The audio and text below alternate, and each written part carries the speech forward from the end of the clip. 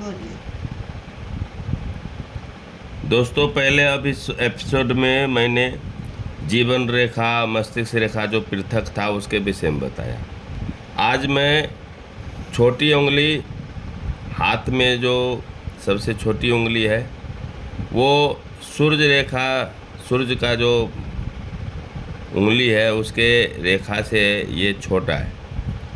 ये रेखा छोटा होने से इसका जो उंगली का जो बनावट है उसके हिसाब से यह जो है अपनी बात जैसा रखना चाहते हैं और अपने मन मुताबिक ये नहीं रख पाते, क्योंकि इनको थोड़ा झिझक होता है। ये उंगली का दूसरे मायने में ये भी रहता है कि ये परेशान रहते हैं, जितनी मेहनत करते हैं पढ़ाई लाइन में उसके हिसाब से इनको उसका परसेंटेज यानी नंबर नहीं मिलता है। इस उंगली का मतलब यही होता है। दूसरी बात कि अपने जब ये अपना विद्या प्राप्त कर लेते हैं तो आगे भी इनको उसी तरह से परेशानी रहता है। कई बार ऐसे देखा जाता है कि ये हाउस वाइफ बन के ही रह जाती हैं, अपना विद्या का इनका कोई उपयोग नहीं होता, क्योंकि इनके विद्या में निपुणता तो होती है। सूर्य रेखा भी इनका बलवान है, सरकारी क्षेत्रों से लाभ मिलना चाहिए, लेकिन इनका भाग रेखा देखिए आप पहले से, ये चंद्रमा स्थान से आया हुआ है जो कि मस्तिष्क में रुक गया।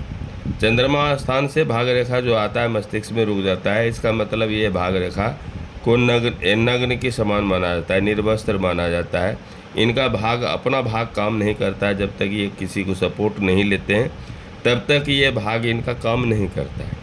इसी तरह से ये भाग रेखा भी ये चंद्रमा स्थान से है, और इनका चंद्रमा से शासन ये बुध की उंगली माना जाता है, छोटी उंगली को। तो इसका शासन भी बुध से ही होता है, उसमें भी ये बुध उंगली इस रेखा से छोटी है। इसलिए कहीं भी ये प्रदर्शन में हो या भाषण कला में हो, शिक्षा लाइन में हो, या जो भी लाइन चुनते हैं तो वहाँ बढ़ चढ़ करके भाग लेना चाहते हैं, लेकिन झिझक के विषय आने से इनको जो है मन नहीं लगता और कहते हैं कि नहीं रहने दो, मैं कुछ नहीं कर सकती, आगे मेरे दिक्कत है। तो इसलिए मैंने पहले एपिसोड में आपको पृथक के लिए बताया। इस जीवन रेखा, मस्तिष्क रेखा अलग अलग है। इसका मतलब वो पूरी जीवन, पूरे लाइफ जो है वो परेशान रहते हैं। लेकिन इसमें ये यदि छोटी होती है, इसे अत्यधिक यदि छोटी हो जाए तो ज्योतिष विज्ञान का कहना है कि ये पूरा लाइफ में जैसे समय से भोजन नहीं कर पाते हैं और परेशान रहते हैं। कई बार इनका देखा गया है कि एक प्रकार से इनकी दारिद्र्य की ज़िंदगी व्यतीत करता है। धन संपदा रहने के बावजूद भी ये समय से भोजन या समय से सब कुछ नहीं कर पाते हैं। समय से इनका जो उपयोगिता होता है, जो अपने जीवन शैली में प्राप्त करना रहता है, तो वो भी नहीं हो पाता है। इनका बस आशा है कि एक यही टीका रहता है। जिस तरह से मैंने इनका एक हाथ के हिसाब से, मूल्यांक के हिसाब से इनका मैंने देखा, तो इनके सिंह लग्न में जन्म है और राशि इनका जो है, इनका राशि बनता है मिथुन राशि बनता है। तो मिथुन राशि में 6-12 का आप योग देख रहे हैं। 6-12 का मतलब है कि संतान से इनका ज़्यादा सुख मिलता है। यदि पति के अनुसार चलें तो पति के घर में केतु का वास होता है। केतु हमेशा बड़े काम को छोटा कर देता है और इनके जीवन में निराशा हमेशा हाथ आता है। जो आशा पति से करते हैं वो पति से आशा पूरा नहीं होता है, क्योंकि पति में फिर यहाँ यदि नाम के अनुसार चलते हैं तो शनि और सूर्य और शनि का योग बन जाता है। पारस्परिक इनके व्यक्तित्व में नोक झोंक होता है, क्योंकि दोनों आदमी अपने आप में बुद्धिजीवी से कम नहीं समझते। ये भी अपने हटके पक्के होते हैं, ये भी दोनों हटके पक्के होते हैं।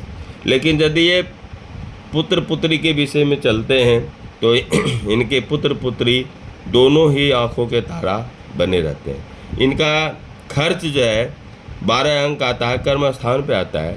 कर्म स्थान का मतलब है कि ये पुत्र पुत्री पर ज़्यादा खर्च करके और अपना जो भी निराशावादी है अपने संतान में वो देखना चाहते हैं। तो ये संतान के प्रति ज़्यादा खर्च करते हैं, क्योंकि इनका कर्म के बाद आय का स्थान होता है। तो आय का स्थान यहाँ सूर्य का अंक माना जाता है एक। तो आमदनी इनको सूर्य की तरह ये चाहते हैं कि हमारा आमदनी हो, और खर्च जो है चंद्रमा का मतलब है कि कम खर्च, शीतलता होता है। तो ये चाहते हैं कि हमारे पास जो पैसे आए वो कम से कम खर्च हो, और योजना बना के चलते हैं। ऐसा भी नहीं चाहते हैं कि मेरा दिनहीन भी बना रहे, वो भी नहीं चाहते, क्योंकि यहाँ मंगल है। मंगल के अनुसार यदि चलते हैं तो ये मंगल साहस का प्रतीक माना जाता है।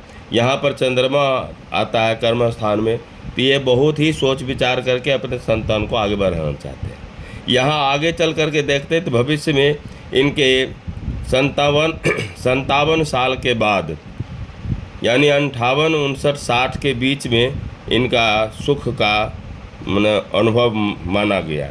और इसके आगे यदि कहा जाए तो 34वां साल में इनके प्लॉट का योग बन सकता है, इनका ज़मीन जायदाद का बन सकता है, क्योंकि अस्थायी संपत्ति का मालिक बन सकते हैं, क्योंकि कर्क राशि इनके 12वें घर में कर्क राशि एक प्रकार के पैसे पकड़ने वाला होता है और अस्थायी संपत्ति का मालिक बनता है। जबकि ये दर्शन प्रधान भी हैं, और इनको फलदार पौधा बाग बगीचा लगाना इनका अपना शौक़ माना जाता है।